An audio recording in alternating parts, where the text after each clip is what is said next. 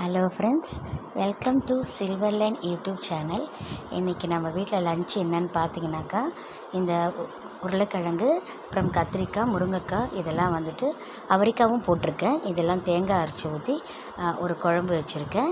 அதுக்கப்புறம் பார்த்தீங்கன்னாக்கா rice, white rice as usual. அதுக்கப்புறம் தயிர் வீட்டில் தான் துவச்சி வைப்போம். எப்பவுமே கடையிலலாம் கர்ட் வாங்க மாட்டோம். இப்போ சம்மர் சீசனால் இப்போ டெய்லியும் மோர் இருக்குது. அதுக்கப்புறம் இந்த காரக்குழம்புன்னு சொல்ல முடியாது, தேங்காய் அரைச்சி ஊற்றியிருக்கேன். அதுக்கு மேட்சாக வந்து அப்பளம் தான் பண்ணியிருக்கேன். ஸோ இது காம்பினேஷன் பார்த்திங்கன்னா ரொம்ப நல்லாவே இருக்கும். அதுக்கப்புறம் அந்த தயிர் நம்ம வந்து பட்டர் மில்க் அதை ஒரு அடி அடித்து இதோ பாருங்கள் பட்டர் மில்காக ரெடி பண்ணிவிட்டேன். குழம்பு பாருங்கள் எவ்வளோ அழகாக ரெடியாக இருக்குது. அதுக்கப்புறமா இப்போ நைட்டுக்கு வந்து டின்னர் என்னென்னு பார்த்தீங்கன்னாக்கா தக்காளி தொக்கு பண்ணியிருக்கேன். இப்போ தக்காளி கொஞ்சம் சீப்பாகவே கிடைக்குதுங்க இல்லையா? ஸோ 2 வெங்காயம் தான் போட்டிருக்கேன்.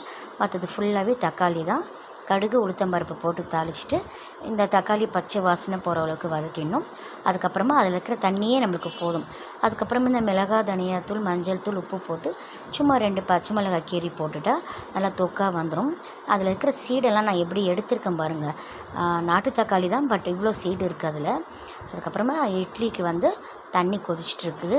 அது நல்லா கொதித்த பிறகு நம்ம அந்த இட்லியை உள்ளே இறக்கும் போது தான் இட்லி நல்லா பாயில் ஆகும். கொதிக்காமல் நம்ம தண்ணி கொதிக்காமல் நம்ம அது உள்ளே இறக்கக்கூடாது. பாருங்கள் எவ்வளோ நல்லா ரெடியாக இருக்குது. அவ்வளோதான். எப்பயுமே இந்த இட்லிக்கு காம்பினேஷன் பார்த்திங்கன்னா தக்காளி தொக்கும் ஒரு நல்லா இருக்கும் அப்படின்னு சொல்வேன்.